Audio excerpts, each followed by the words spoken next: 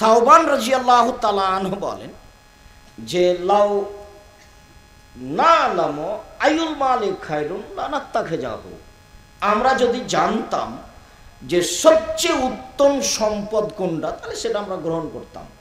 আমরা যদি জানতাম যে সবচেয়ে উত্তম সম্পদ কি তাহলে সেটা আমরা নিতাম।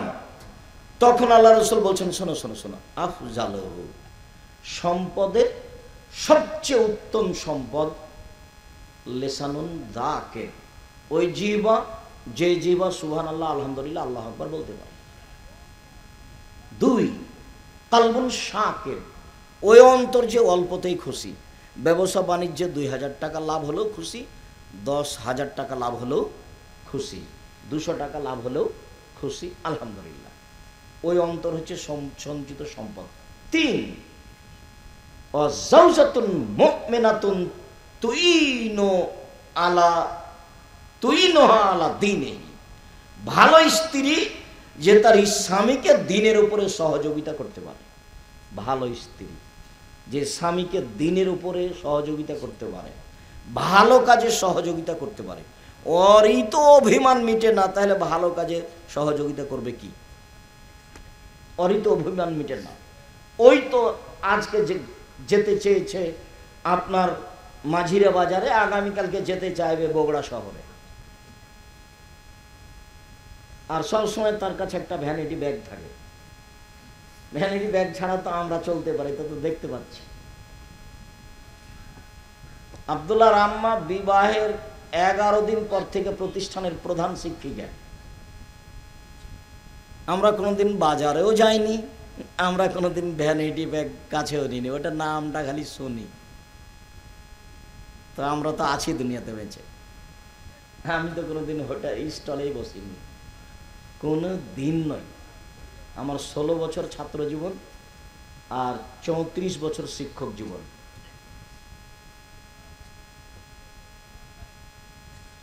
সম্মানিত দিনী ভাই বোন, একজন স্ত্রী তার স্বামীকে দ্বীনের উপরে সহযোগিতা করবে।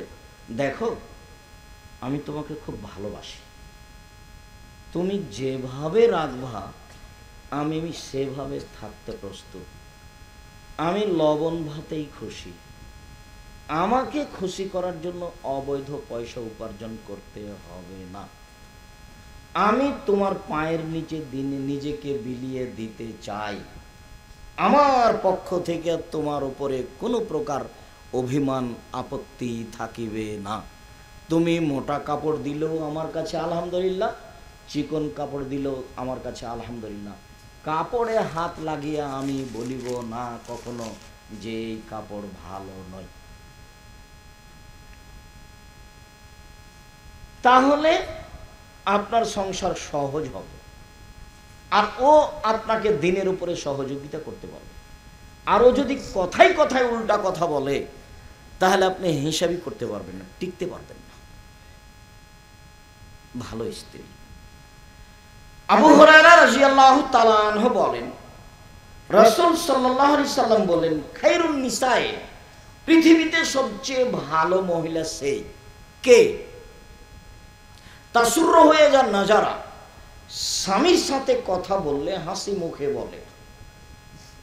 2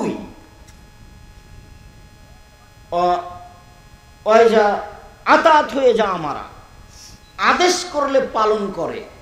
3 ওয়াইজা গাবানা হাফেজাত, যখন স্বামী বাড়িতে থাকে না তখন নিজেকে হেফাজতে কন্ট্রোলে রাখে, ওর সাথে কথা বলে না, মোবাইলে যার তার সাথে কথা বলে না। এই হলো সবচেয়ে ভালো নারী। 1 স্বামীর সাথে কথা বললে হাসি মুখে বলে, 2 স্বামী আদেশ করলে পালন করে, 3 স্বামী বাড়িতে না থাকলে নিজেকে কন্ট্রোলে হেফাজতে রাখে। সেই হলো সবচেয়ে ভালো নারী। এই কথা মুহাম্মদ সাল্লাল্লাহু আলাইহি সাল্লাম বলেন। আনাস রাদিয়াল্লাহু তাআলা আনহু বলেন, রাসূল সাল্লাল্লাহু আলাইহি সাল্লাম বলেছেন, আল মারআতু ইযা সাল্লাত খামসাহা, মহিলা যখন 5 ওয়াক্ত সালাত আদায় করবে, ও সামাত শাহরাহা, রমজান মাসের সিয়াম পালন করবে, ও আতাত বালাহা, স্বামীকে মেনে চলবে, আহসানাত ফারজাহা, জেনায় লিপ্ত হবে না, ফালতাদখুল মিন আইয়ি আবওয়াবিল জান্নাহ শাহ, তাহলে এখনো জান্নাতের যে কোনো দরজাতে ঢুকতে পাবে। তাহলে সবচেয়ে ভালো মহিলা সেই যে স্বামীকে মেনে চলে, তার আদেশ মানতে প্রস্তুত, যাহাই বলিবেন তাহাই মানিব। পাপ না হলে, আপনার কোনো আদেশে যদি আল্লাহকে অমান্য করা হয় তাহলে মানতে সক্ষম নয়, এছাড়া আপনি যাহাই বলিবেন তাহাই মানিব। এই নারী সহজেই জান্নাতে যাবে, এই হলো ভালো নারী। আবু হুরায়রা রাদিয়াল্লাহু তাআলা আনহু বলেন, রাসূল সাল্লাল্লাহু আলাইহি সাল্লাম একদা বললেন, নবীউ ফিল জান্নাহ, নবীগণ জান্নাতে যাবেন, আর শহীদু ফিল জান্নাহ, শহীদ যারা তারা জান্নাতে যাবে, আর সিদ্দিকু ফিল জান্নাহ, যারা সত্যবাদী তারাও জান্নাতে যাবে, ও নিসা মিন আহলিল জান্নাহ, মহিলারাও জান্নাতে যাবে। ওইসব মহিলা যাদের স্বামী অসন্তুষ্ট হলে স্বামীর হাত ধরে বলে, যতক্ষণ পর্যন্ত আপনি আমার উপরে সন্তুষ্ট খুশি না হবেন ততক্ষণ পর্যন্ত আমি কোনো খাদ্য খাবো না। এ হলো জান্নাতি নারী। এইবার পূর্বে ফিরে যাই। আল্লাহর নবী বললেন, আর দুনিয়া কুল্লুহা মাতা, ও খায়রু মাতাই দুনিয়াল মারাতু সালেহা, সারা পৃথিবী সম্পদ, সবচেয়ে দামি সম্পদ হলো ভালো স্ত্রী। এবার আগের হাদিসে ফিরে যাই। আল্লাহ রাসূল বললেন, পুরুষেরা বিবাহ করে চারটে জিনিস দেখে, আমি তোমাদেরকে চারটে বলিনি। পুরুষেরা বিবাহ করে চারটে জিনিস দেখে, এক ধনী, দুই বংশ, তিন সুন্দরতা, চার ধার্মিকতা। পৃথিবীর মানুষ, তোমরা ধার্মিক মেয়েকে বিবাহ করো সংসার ভালো করতে চাইলে। ধার্মিক মেয়ে সেই যে প্রতিবাদ করে না সংসারে, অভিমান করে না সংসারে, ছেলে মেয়েকে রাসূলের পদ্ধতিতে লালন পালন করে। সম্মানিত দিনী ভাই বোন, রাসূল সাল্লাল্লাহু আলাইহি সাল্লাম মেয়ে বিবাহ করার জন্য দেখার জন্য বললেন। মুগিরা ইবনে শুবা রাদিয়াল্লাহু তাআলা আনহু বলেন, খাতাবতু ইমরাতান, আমি একটা মেয়েকে বিবাহ করার জন্য প্রস্তাব দিলাম। আল্লাহ রাসূল বললেন, হাল নাজারতা ইলাইহা, তুমি তাকে দেখেছো? কুলতুল্লাহ, আমি বললাম জি না, আমি তাকে দেখিনি। তখন আল্লাহ রাসূল বলছেন, ফানজুর ইলাইহা, তুমি দেখে নাও, তুমি একটু দেখে নাও। ফাইনো আহারা আয়াউতা বাইনাকুমা, দেখাটা দুইজনের মধ্যে ভালোবাসাকে বাড়িয়ে দিবে, দেখাটা দুইজনের মধ্যে ভালোবাসাকে বাড়িয়ে দিবে। আর যদি না দেখে বিবাহ হয় তাহলে কথায় কথায় বলবে, আরে তোমাকে দেখলে আমি তোমাকে বিবাহ করতাম না, তোমাকে দেখলে, বিবাহের আগে দেখলে আমি তোমাকে বিবাহ করতাম না, যখন তখন বলবে। এই পরবর্তী যেন কোনো আপত্তি না থাকে, তাই রাসূল সাল্লাল্লাহু আলাইহি সাল্লাম দেখে বিবাহ করার জন্য আদেশ করলেন। ভালো, 5 জন খুঁজে খাজে দেখলাম, ভালো মেয়ে পাওয়া গেল। ফানকিহু মা তাবা লাকুম, যেটা ভালো লাগে সেটা বিবাহ করো। আল্লাহ বলছেন যেটা ভালো লাগে সেটা বিবাহ করো। এবার এই লোকটা এই যে খুঁজতে লাগলো, মানে ভাই মেয়েকে তো এই কথা বলা হয়নি যে তুমি ভালো স্বামী গ্রহণ করো, পুরুষকে বলছো তুমি ভালো মেয়ে গ্রহণ করো। ও তো খুশি হয়ে গেছে, একে দেখে ওকে দেখে, একে দেখে ওকে দেখে, ঘুরতে ঘুরতে ঘুরতে ল্যাংড়াটা পছন্দ হয়েছে। ও বুঝতে পারেনি যে রশি একটা দেওয়া আছে গলায়, ওটা তাকদীর, ওটা তাকদীর। ঘুরতে ঘুরতে ঘুরতে মা বলবে, আব্বু ওই মেয়েটা তো বেশি সুন্দরী। তো বলছে, আম্মা সুন্দরী বটে, কিন্তু ওদের বাড়িতে আপ্যায়ন ভালো ছিল না, ওরা যেটা খাওয়ার ব্যবস্থা করেছে ওটা আমাকে ভালো লাগেনি, বরং পরের যেটা মেয়েকে দেখলাম এদের চালচলন আমাকে ভালো লেগেছে। ঠিক আছে, তাহলে এদের চালচলন যখন ভালো লেগেছে সেটাই করো। তাহলে ফানকাহু মা তাবালাকুম, তোমার যা পছন্দ তা দেখে বিবাহ করো।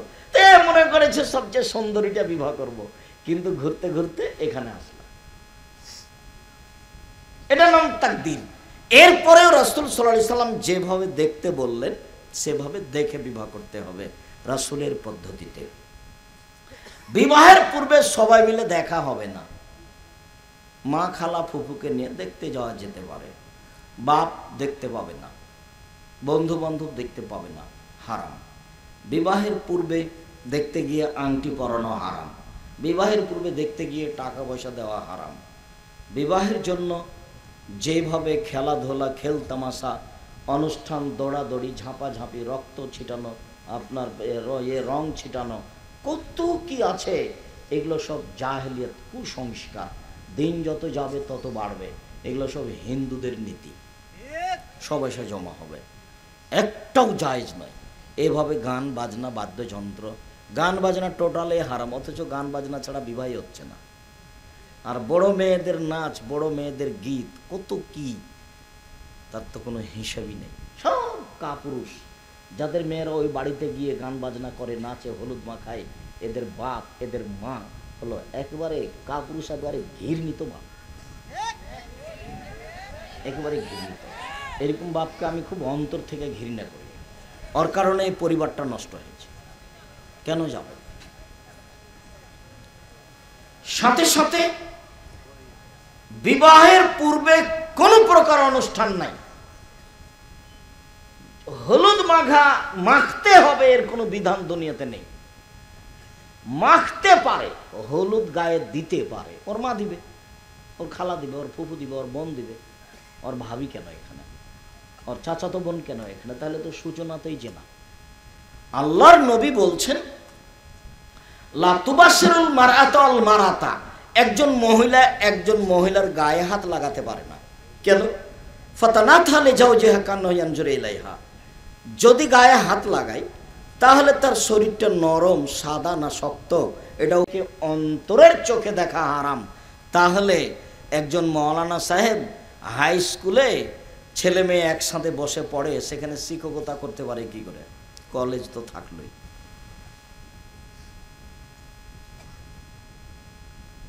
এটা হয় না। আবু হুরায়রা রাদিয়াল্লাহু তাআলা আনহু বলেন, রাসূল সাল্লাল্লাহু আলাইহি সাল্লাম বলেছেন, লা ইয়ানজুরুর রাজুলু ইলা আওরাতির রাজুলি, একজন মানুষ একজন মানুষের ঢেকে রাখা অঙ্গ দেখতে পারে না। ওয়ালা তানজুরুল মারাতু ইলা আওরাতিল মারাতি, একজন মহিলা একজন মহিলার ঢেকে রাখা অঙ্গগুলি দেখতে পারে না। ওয়ালা ইউবসির রাজুলা রাজুলা ফি সাবিন ওয়াহিদ, একজন পুরুষ আর একজন পুরুষের সাথে এক বিছানে, এক লেপে, এক চাদরে শুইতে পারে না। ওয়ালা তুবজিল মারাতু ইলাল মারাতি ফি সাবিন ওয়াহিদ, একজন মেয়ে আর একজন মেয়ের সাথে এক লেপে, এক বিছানে শুতে পারে না। যার এই হাদিস জাজল্য প্রমাণ করে যে মেয়ে মেয়েতে জেনা করবে, করবে, যেটা এখন বাস্তব হচ্ছে। কিভাবে সেটা পরের কথা, কিন্তু নারী নারী যে জেনা করবে, করে, যার কারণে রাসূল সাল্লাল্লাহু আলাইহি ওয়াসাল্লাম টোটালি নাকচ করে দিয়েছে। একজন মহিলা আর একজন মহিলার সাথে থাকতে পাবে না, এক বিছানে থাকতে পাবে না, এক কাপড়ে থাকতে পাবে না, এক লেপের নিচে থাকতে পাবে না। হাদিস বুখারী মুসলিম, টোটালেই নিষেধ। তাহলে হলুদ মাখাতে পারে কি করে? হলুদ ছাড়াই। মুরব্বীদেরকে নিয়ে বিবাহ করতে যেতে হবে। বিবাহের বৈঠকে কোনো কিছু থাকবে না, কিবলামুখী হয়ে বসতে হবে না। কি হলো? আপনারা কথা বললেন না, একজন কাজ করছে, ওই নিয়ে যাবে। আচ্ছা, ওকে, একজন নিয়ে যান, একজন ধরে নিয়ে যান, একজন বা দুইজন। সম্মানিত দ্বীনী ভাই, বলছিলাম যে রাসূল সাল্লাল্লাহু আলাইহি সাল্লামের পদ্ধতিতে বিবাহ পড়াবেন। বিবাহের বৈঠকে বরকে কেবলামুখী থাকতে হবে না, মোহর কম বাঁধতে হবে, ফাঁকি দেওয়া মোহর বাঁধতে হবে না। বিবাহ পড়ানোর পরে যেসব পদ্ধতি আছে সেটা একটাও জায়েজ নয়। বউ বাড়িতে নিয়ে গিয়ে সেই বাড়িতে বাসর ঘর সাজাতে হবে, এ কথাই ঠিক। বাপ মা সাজাবে, তোমরা ওকে ছাড়লে কেন? অজব কথা। থাকবে কেন, নিয়ে যাবো তো বুঝে না। পাগলা ধরে লাগলো।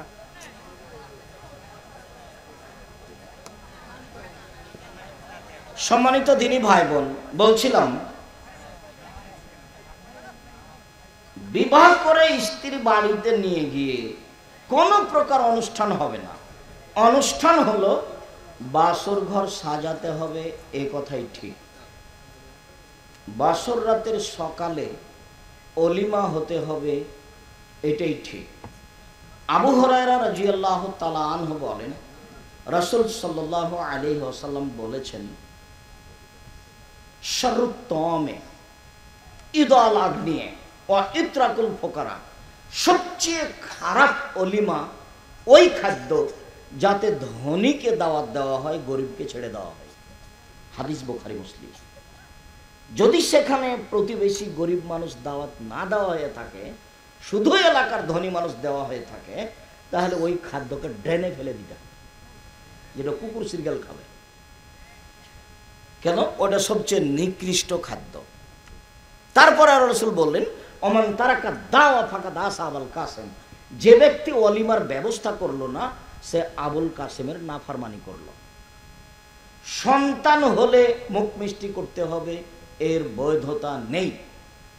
সন্তান হলে খাতনা করার সময়তে, মুসলমানি দেওয়ার সময়তে অনুষ্ঠান করতে হবে, এর বৈধতা নেই। 7 দিনের দিন আকিকা দিতে হবে, মানুষকে, দেশবাসীকে দাওয়াত দিতে হবে, এর প্রমাণে আল্লাহ নবী কোনো কিছু বলেননি। আল্লাহ নবী বললেন, অলিমা করে না যে সে নাফরমান, অলিমা করবে যার যত টাকা বেশি আছে সে তত বড়। বোঝা গেল না? অলিমা বাসর রাতের পরের দিন হবে, এটাই সুন্নাত। বাসর ঘর সাজাতে হবে, এটাই ঠিক। ওই বিষয়ে আজকের মতো আর বেশি বললাম না। বাসর ঘর সাজাতে হবে, একাধিক সহিহ হাদিস। আদর্শ পরিবার বইটা পড়লে দেখা যাবে বাসর ঘরের কথা। তবে বাসর ঘরের সাথে জড়িত যেই কথাটা, সেইটা একটু বলে নিই। বাসর ঘরে ঢুকে স্বামী স্ত্রী প্রথমে 2 রাকাত সালাত আদায় করবেন। স্বামী ইমাম হবে, স্ত্রী মুক্তাদি হবে পিছনে। ইমামতিতে 2 রাকাত সালাত হওয়ার পরে মাথায় হাত দিয়ে বলতে হবে, আল্লাহুম্মা ইন্নী আসআলুকা খায়রাহা ওয়া খায়রা মা জাবালতাহা আলাইহি। হে আল্লাহ, আমি এর কল্যাণ চাচ্ছি, আর তুমি যে কল্যাণ দিয়ে একে সৃষ্টি করেছো সেই কল্যাণ চাচ্ছি। ওয়া আউযু বিকা মিন শাররিহা ওয়া শাররি মা জাবালতাহা আলাইহি। হে আল্লাহ, এই স্ত্রীর অকল্যাণ থেকে তোমার কাছে বাঁচতে চাচ্ছি, আর যে ক্ষতি, বেহায়াই, অশ্লীল কাজ দিয়ে সৃষ্টি করা হয়েছে সেখান থেকে তোমার কাছে বাঁচতে চাচ্ছি। এই দোয়া বাসর রাতে মাথায় হাত দিয়ে পড়তে হবে। তারপরের জীবন দাম্পত্য জীবন। ইবনে আব্বাস রাদিয়াল্লাহু তাআলা আনহু বলেন, আল্লাহর নবী বলেছেন, লাউ আন্না আহাদাকুম আইয়াতিয়া আহলাহু, তোমাদের কোনো ব্যক্তি যদি তার স্ত্রীর নিকটে যায়, ফাকালা, তারপর সে যদি বলে, আল্লাহুম্মা জান্নিবনা শাইতানা, হে আল্লাহ, তুমি আমাকে আর আমার স্ত্রীকে শয়তান থেকে বাঁচাও। অজান্নিবি শয়তানা মা রাযাকতানা, আর আমাদের 2 জনের মিলনে যে সন্তান দিবা, এই সন্তানকে শয়তান থেকে বাঁচাও। এখন আল্লাহ রাসূল বলছেন যে, ই ইউকাদ্দারু বাইনাহুমা যালিকা লাইজুরহু শয়তান আবাদা, এখন যদি তাদের কোনো সন্তান পেটে আসে, শয়তান এই সন্তানের কোনো ক্ষতি করতে পারবে না। তাহলে বাসর রাতে যদি মাথায় হাত দিয়ে এই দোয়া না হয়, মিলনে যদি এই দোয়া না হয়, তাহলে ওই ছেলে অন্যায় অবিচার করবে, লুটতরাজ করবে, জেনাচুরি করবে, পড়াশোনা করবে না, গান বাজনায় মত্ত থাকবে, 2 কানে ইয়ারফোন লাগা থাকবে, এটাই ঠিক। কেন? হাদিস তো বুখারী মুসলিম। এখন তো ওই বাচ্চার উপরে শয়তান লেগে আছে। আবার বাক্যটা অনুবাদ করি। আল্লাহ রাসূল বলছেন, তোমাদের কেউ যদি তার স্ত্রীর নিকটে যায়, সে যদি বলে, বিসমিল্লাহ, আমি আল্লাহর নামে মিলন, পারিবারিক জীবন মিলন আরম্ভ করলাম, আল্লাহুম্মা জান্নিবনা শায়তানা, হে আল্লাহ তুমি আমাদের দুইজনকে শয়তান থেকে রক্ষা করো। ও জান্নাবি শয়তানা মা রাযাক্তানা, আর আমাদের যে সন্তান দিবা এই সন্তানকে এই শয়তান থেকে রক্ষা করো। বাক্য শেষ। এখন আল্লাহ নবী বলছেন ইন ইউকাদ্দারু বাইনাহুমা ওলাদুন, যদি এখন এদের সন্তান পেটে আসে, সন্তান যদি হয়, ফালা ইয়াজুরহু শয়তান আবাদা, কখনো শয়তান এই সন্তানের ক্ষতি করতে পারবে না। হাদিস বুখারী মুসলিম। কথা বোঝা যায়নি মনে হয়? সম্মানিত দিনী ভাই বোন, আবার পূর্বে ফিরে এসে এক অংশ বলে আমরা আলোচনার শেষের দিকে চলে আসছি। বিবাহের ব্যাপারে জরুরি কথা যে রাসূল সাল্লাল্লাহু আলাইহি সাল্লাম বলেছেন দেখে বিবাহ করো, দেখে বিবাহ করা ভালো। এরপরে রাসূল সাল্লাল্লাহু আলাইহি সাল্লাম বলেছেন যে লা নিকাহা ইল্লা বিওয়ালিন, পিতা ছাড়া বিবাহ হবে না, অভিভাবক ছাড়া বিবাহ হবে না। ওয়ালা নিকাহ ইল্লা বিশাহিদাইনি, দুইজন সাক্ষী ছাড়া বিবাহ হবে না। আয়েশা রাদিয়াল্লাহু তাআলা আনহা বলেন আইয়ুমা ইমরাতিন নাকাহাত বিগাইরি ইযনি ওয়ালিহা ফানিকাহুহা বাতিল, ফানিকাহুহা বাতিল, ফানিকাহুহা বাতিল। কোন মেয়ে যদি বাপের অনুমতি ছাড়াই বিবাহ বসে, সেই বিবাহ বাতিল, সেই বিবাহ বাতিল, সেই বিবাহ বাতিল, কোর্টের বিবাহ বাতিল, কোর্টের বিবাহ বাতিল, কোর্টের বিবাহ বাতিল। আবু হুরায়রা রাদিয়াল্লাহু তাআলা আনহু বলেন আল্লাহর নবী বলেছেন লা তুজাব্বিজুল মারাতু আল মারাতা, একজন মহিলা একজন মহিলার বিবাহ দিতে পারে না। ওয়ালা তুজাব্বিজুল মারাতু নাফসাহা, কোন মেয়ে নিজে নিজে বিবাহ বসতে পারে না। এই কথা বলার পর আল্লাহ রাসূল বলছেন ইন্না জানিয়া হিয়া আল্লাতী তুজাব্বিজু নাফসাহা, সেই মহিলা ব্যভিচারিণী যে নিজে নিজে বিবাহ বসেছে, বাপকে না বলে যে বিবাহ বসেছে, সেই মহিলা ব্যভিচারিণী। বাপ ছাড়া বের হয়ে গিয়ে কোর্টে বা কাজীর কাছে যে বিবাহ হয়েছে, সেই বিবাহে যদি 10 ছেলে হয়, সবটাই জারজ অবৈধ সন্তান। শেষ পর্যন্ত যদি তার বাপ মরে যায়, তার ভাই মরে যায়, যেগুলো ছেলে অবৈধভাবে হয়েছে, সেই ছেলে অভিভাবক হয়ে মায়ের বিবাহ পড়াবে।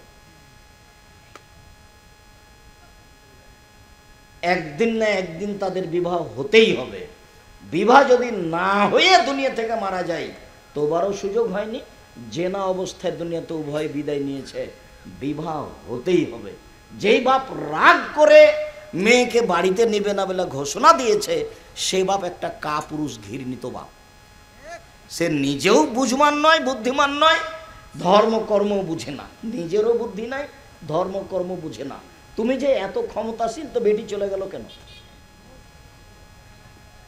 তুমি যে এত প্রভাবশালী, নিজের মর্যাদাকে হিসাব করো। জিন্দেগিতে সে মেয়েকে আনবো না, মেয়েকে টুকরা টুকরা করে নদীতে ভাসিয়ে দেবো। ওহ, কত তার মর্যাদা, মর্যাদার হিসাব করে। আর সেই দিন দেখলেন আপনি যে মেয়ে ঢাকা বিশ্ববিদ্যালয়ে পড়ে, তো গ্রামের চাচা তো ভাতিজাকে বলছে তোমার বোনকে নিয়ে যাও, মেয়ে ঢাকা বিশ্ববিদ্যালয়ে নিয়ে যাও। চাচা তো ভাতিজার সাথে মেয়েকে পাঠিয়ে দিল। তো ওটা কি ওর স্বামী নাকি? ওটার সাথে পাঠাচ্ছেন যে। ধর্ম বিকৃত হয়নি, ধর্ম তার নিজ গতিতে আছে। কোর্টের বিবাহ বাতিল, কাজী অফিসের বিবাহ বাতিল, বের হয়ে যাওয়া বিবাহ বাতিল, সব হারাম। এতে যত সন্তান হয়েছে সব অবৈধ। আজ হোক আর কাল হোক, দুইজন সাক্ষী নিয়ে বাপের উপস্থিতিতে, বাপ মারা গেলে চাচার উপস্থিতিতে, চাচা মারা গেলে তার নিজ ভাইয়ের উপস্থিতিতে, তার ভাই না থাকলে তার গ্রাম্য দায়িত্বশীলের উপস্থিতিতে বিবাহ হতেই হবে।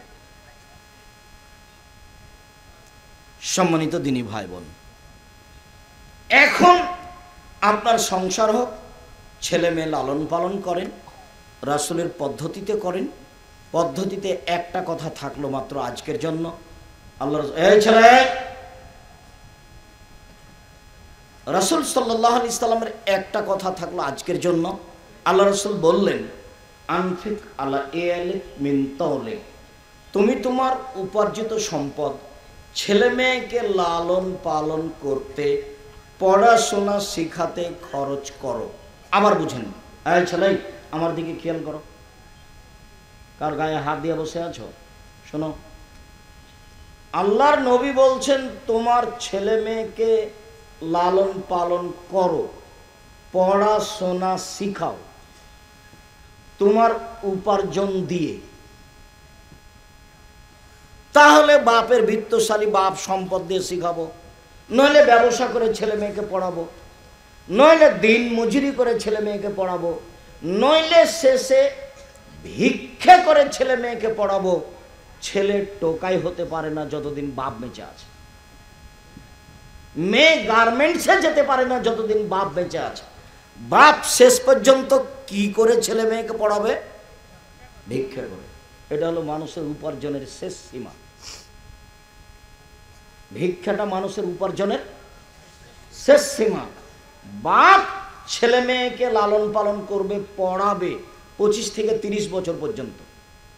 15 বছর 16 বছর বয়সের ছেলেকে ব্যবসায় লাগাচ্ছেন কেন? কেন লাগাবেন?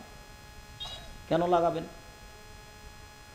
আমি বাহির থেকে এসে নাচল মাদ্রাসা থেকে গিয়ে বাড়িতে গেলে, যখন আমি জমিতে কোনো কাজ করতে যেতাম, তখন আমার বাপ আমাকে বলতেন, বেটা তোমাকে যদি জমিতে কাজ করতে হয় তাহলে আমার মরার পরে করিও। আমার বাপ পড়াশোনা কিছুই জানতেন না। আমি পড়াশোনা করতে গিয়ে পড়ছি না বসে আছি না কি করছি আমার বাপ জানে না, কিন্তু জমি জায়গায় কাজ করতে গেলে আমাকে বলতেন যে এই কাজটা তুমি কখন করবে? আমার মরার পরে।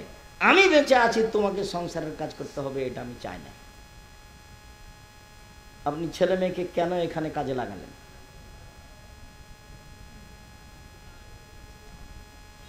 আর আরেকটা কথা যেটা যখন তখন বলে থাকি, সেটা হলো, এটা একটা দুঃখজনক কথা, এটা একটা স্বাভাবিক কথা।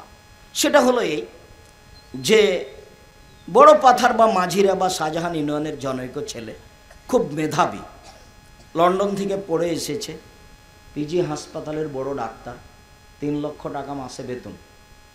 তো সেদিন গ্রামে আসলো কুরবানির আগে, গাড়ি থেকে নামলো, দেখলাম পরনে প্যান্ট আছে, টাকনোর নিচে আছে, গলায় টাই আছে, দাড়ি চাঁচা আছে, হাতে সিগারেট আছে। কিছুক্ষণ পরে বৌমা গাড়ি থেকে নামলো, গায়ে হালকা হালকা কাপড় আছে। একটু পরে নাতনি গাড়ি থেকে নামলো, গায়ে তেমন কাপড় নাই। দেখা গেল গাড়ির পিছন দিকে কুকুর আছে।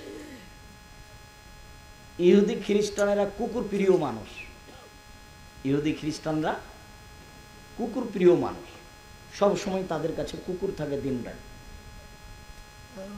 তো ইহুদি খ্রিস্টান হলো কুকুর প্রিয় মানুষ। তা আপনার বাড়িতে, আপনার ঘরে, আপনার শোকেজে কুকুর বা কুকুরের ছবি মূর্তি কেন? এটা কি? আপনার বাড়িতে এতগুলো পুতুল কেন?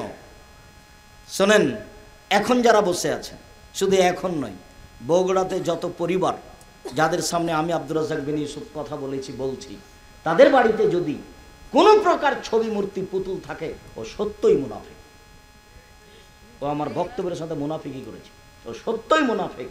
আমার বক্তব্যের সাথে মুনাফিকি করেছে। আল্লাহে আল্লাহর কসম, আল্লাহে আল্লাহর কসম, আল্লাহে আল্লাহর কসম, দীর্ঘ 33 বছর আমি কোনোদিনও অপ্রয়োজনীয় কথা বলিনি। আপনি আমার বক্তব্যের সাথে মুনাফিকি করেছেন। আজকে বাড়িতে গিয়ে ঘুমাতে পাবেন না। যত পুতুল মূর্তি কুকুর আছে সবকে আগুন জ্বালিয়ে ভেঙে ফেলে ঘুমাতে হবে। ও তো শিরকের মাধ্যম। ওগুলো কেন রেখেছেন? শুধুমাত্র আপনার ওই ছবিটা থাকবে যেটা পাসপোর্ট সাইজের ছবি আছে বাড়িতে, পাসপোর্টের ছবি। আপনার ছেলে মেয়ের স্কুলে যেটা প্রয়োজন সেটা থাকবে, বাকি সব আজকে রাত্রে জ্বালিয়ে দিতে হবে, ছিঁড়ে ফেলতে হবে। আপনার স্ত্রীর, আপনার বোনের, আপনার ভাইয়ের, আপনার শালিকার, যার যা আছে। মুনাফিকি করবেন না বক্তব্যের সাথে। মুনাফিকি করে কোনো লাভ নেই। আমি বক্তব্য শেষ হলে মানুষ নির্দ্বিধায় ছবি তুলতে থাকে। অনেক সময় যখন কুলাতে পারি না তখন আমি এভাবে থাকি। ওটা তো আমি চাই না। মানুষ একবারে পা ধরে নেওয়ার, পায়ে হাত দিতে যায়, যে একটা ছবি একটা সেলফি দেন, একটা। আরে অবাক কথা, আমি তো এটা করি না, আমি এটা করব না। আমি যে বক্তব্য দিচ্ছি, এক সময় তো এটুকু কারো সাহস ছিল না। তো এখন দেখি মিডিয়ার মাধ্যমে সারা পৃথিবীর বাঙালি দিন ধর্ম জানছে ও বুঝছে। বিদেশে গেলে যা বোঝা যায়, বিদেশে গেলে যা বোঝা যায়, সেই সুবাদে আমি অনুমতি দিয়েছি, সেই সুবাদে মিডিয়া দেখতে পাচ্ছেন। যার কারণে আমি বলে থাকি, আমার মনে বড় সাধ, আমি এই দেশের মাটিতে উন্নত মানের প্রতিষ্ঠান গড়বই ইনশাআল্লাহ, যেখানে ছেলে মেয়ে বাংলা, ইংরেজি, আরবি উন্নত মানের শিক্ষা অর্জন করে জাতির অন্যায়ের বিরুদ্ধে লড়বে, মুখে কলমে মিডিয়ায় লড়বে ইনশাআল্লাহ। এই যে মুখে আছি, এই যে মিডিয়া সামনে আছে, কলম সাথে আছে, দিন রাত মুখে মিডিয়ায় কলমে দিন প্রচার করে যাচ্ছি, জাতির সাথে কোনোদিন মুনাফিকি করিনি। আমার মনে বড় সাধ, আমি এ দেশের মাটিতে উন্নত মানের প্রতিষ্ঠান গড়বই ইনশাআল্লাহ। সেটাই আপনাদের জামিয়া সালাফিয়া। জামিয়া সালাফিয়া এখন প্রায় 5,000 ছেলে মেয়ে পড়াশোনা করে, 300 জন শিক্ষক শিক্ষিকা আছেন, যাদের প্রতি মাসে বেতন লাগে এখন 32 লক্ষ, রমজান মাসে লাগে 48 লক্ষ, কুরবানির মাসে লাগে 48 লক্ষ। কে দেয়? বগুড়া শাহজাহানপুর থানার লোকেরা দেয়। জামিয়া সালাফিয়া বৈদেশিক সহযোগিতায় চলে না, কোনো সংস্থার সাথে জামিয়া সালাফিয়ার সম্পর্ক নেই।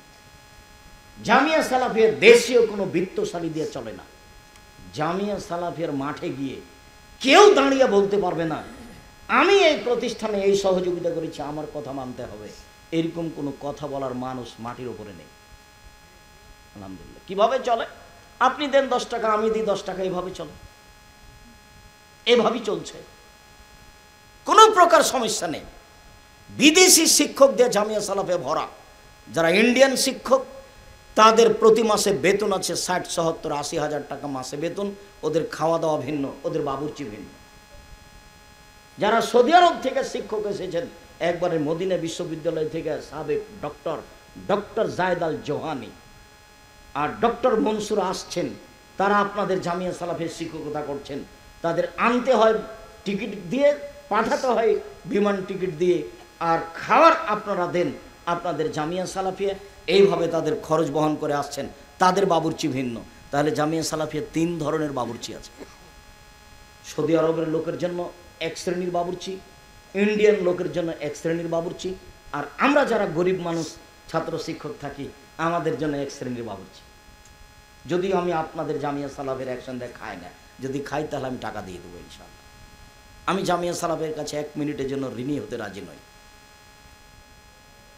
আপনারা জামিয়া সালাফিয়া ডাঙ্গিপাড়ার মসজিদ করে ফেলেছেন, আর আপনারা জামিয়া সালাফিয়া রূপগঞ্জ, নারায়ণগঞ্জ, ঢাকায় মসজিদের কাজ আরম্ভ করেছেন 2 একর জমির উপরে। কতখানি? 2 একর, 6 বিঘা, যার একতলায় 10,000 মানুষ সালাত আদায় করতে পারবে। কিভাবে হবে? হবে একদিন ইনশাআল্লাহ। যার পাইলিং খরচ আছে 4 কোটি টাকা। ইঞ্জিনিয়ারকে বলছে ওগুলো আমাকে শুনিয়ে কোনো লাভ নেই, আল্লাহকে বলে যে আল্লাহ তুমি ব্যবস্থা করো, হবে একদিন ইনশাআল্লাহ, হবেই হবে। আমি কোনোদিন আপনাকে ফাঁকি দিইনি, তবে আমার মনে বড় সাধ, লক্ষ লক্ষ টাকা খরচ করে আল ইতিসাম পত্রিকা আপনারা বের করছেন, লক্ষ লক্ষ টাকা খরচ করে আপনারা দাওয়ায়ে আল্লাহর কাজ করছেন। হঠাৎ একদিন দেখছি গাড়ির গায়ে লেখা আছে দাওয়ায়ে আল্লাহ। আমি বললাম আব্বু আর দাওয়ায়ে আল্লাহটা কি? তখন আমাকে বলছে, আব্বু আমি তো লন্ডন এসব দেশ ঘুরে দেখলাম যে ইহুদি খ্রিস্টান বিদ্যার বুদ্ধি বিক্রি করে খায়।